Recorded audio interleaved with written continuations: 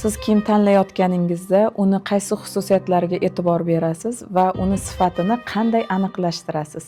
Keling, bugun shu to'g'risida gaplashamiz. Assalomu alaykum. Men Jabborova Mahbuba, 15 yillik tajribaga ega bo'lgan tekstil mahsulotlarini ishlab chiqarish bo'yicha texnologman.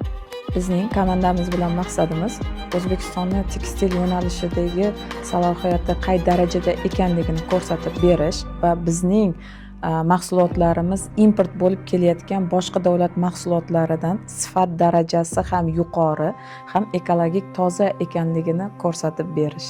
Agar sizga siz va sizning oila a'zolaringiz kiyib yurgan kiyimlar to'g'risida qiziqarli va foydali faktlar qiziq bo'lsa, unda bizning sahifamizga a'zo bo'ling va bizni kuzatishda davom eting.